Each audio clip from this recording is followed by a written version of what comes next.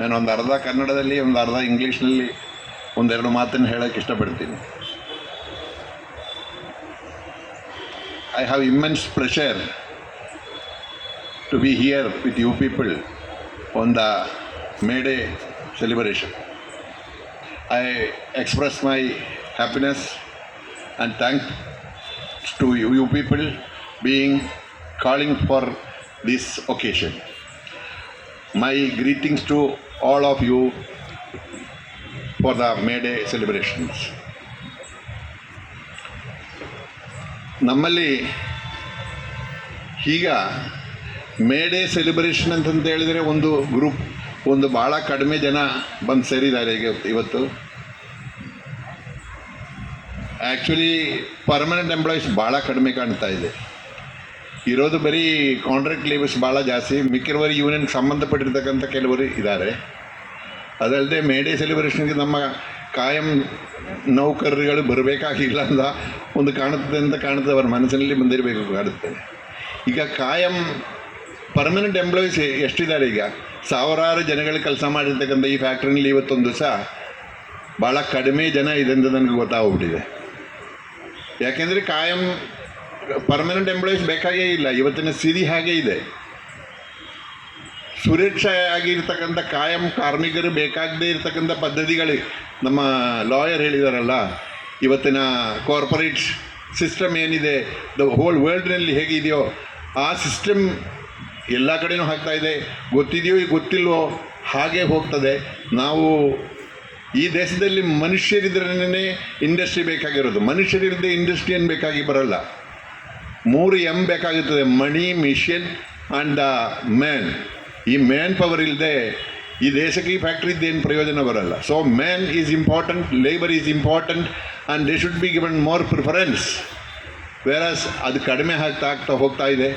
ನಾನು ಈ ಫ್ಯಾಕ್ಟ್ರಿನಲ್ಲಿ ಇರುವಾಗ 70ಸ್ನಲ್ಲಿ BHELನಲ್ಲಿ 70ಸ್ನಲ್ಲಿ ಇರುವಾಗ ಕ್ಯಾಶುವಲ್ ವರ್ಕರ್ಸ್ ಆಗಿ ಬಂದಿದ್ದಾರೆ. ಅವರು ಇವತ್ತು ಕ್ಯಾಶುವಲಾಗೇ ಇದ್ದಾರೆ, ಕ್ಯಾಶುವಲಾಗೇ ಬಿಟ್ಟು ಹೋಗ್ತಾ ಇದ್ದಾರೆ. ಕ್ಯಾಶುವಲಾಗಿ ಯಾರೂ ಹುಟ್ಟಲ್ಲ, ಬಟ್ ಈಗ ಕ್ಯಾಶುವಲಾಗೇ ಈ ದೇಶದಲ್ಲಿ ಅದು ಗೌರ್ಮೆಂಟ್ ಕಂಪನಿಯಲ್ಲಿ ಇರ್ತಕ್ಕಂಥ ಪರಿಸ್ಥಿತಿಯಲ್ಲಿ ಹೋಗ್ತಾ ಇದೆ.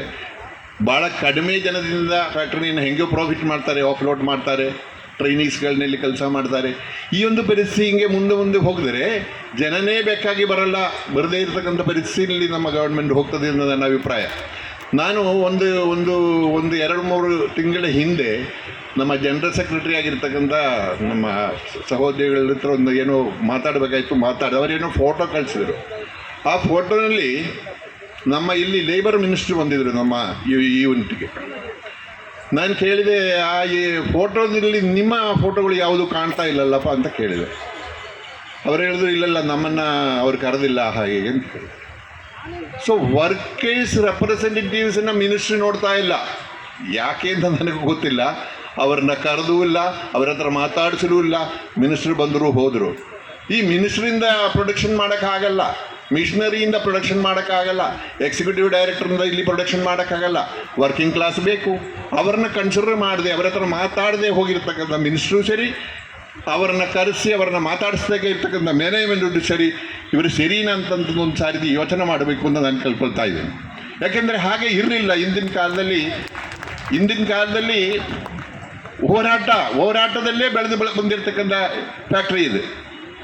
ನಿಮ್ಗೆ ಗೊತ್ತಿರಬೇಕು, 1970ಸ್ನಲ್ಲಿ ಈ ಕಾರ್ಖಾನೆ ಬೈ ನೇಮ್ ಆಫ್ ರೆಮ್ಕೋ ಕೇಳಿರ್ಬೋದು ನೀವು. Radio and electrical manufacturing company belongs to the Karnataka government. ಸಾವಿರಾರು ಎಂಪ್ಲಾಯೀಸ್. ಮೀಟರ್ ಅಸೆಂಬ್ಲಿ ನೋಡಬೇಕು, ರೇಡಿಯೋ ಅಸೆಂಬ್ಲಿ ನೋಡಬೇಕು, ಟೆಲಿವಿಷನ್ ಮಾಡ್ತಾಯಿದ್ರು ಇನ್ 1970s. ಆ ಥರ ಒಂದು ದೊಡ್ಡ ಯೂನಿಟ್ನಲ್ಲಿ ಕಾರ್ಮಿಕರು ಅದೇ ಥರ ಕೆಲಸನೂ ಮಾಡ್ತಾರೆ, ಒಗ್ಗಟ್ಟಾಗಿರ್ತಾರೆ, ಹೋರಾಟನೂ ಮಾಡ್ತಾರೆ, ಹೋರಾಟ ಪಡ್ಕೊಂಡಿರ್ತಾರೆ, ಸಂಬಳವನ್ನು ಸೇರಿ. ಸೊ ಆ ಒಂದು ಕಾಲದಿಂದ ನಾವು ಯಾವ ಕಾಲಕ್ಕೆ ಬಂದಿದೆ ಅಂತ ಹೇಳಿದರೆ BHEL ಆಗಿದೆ.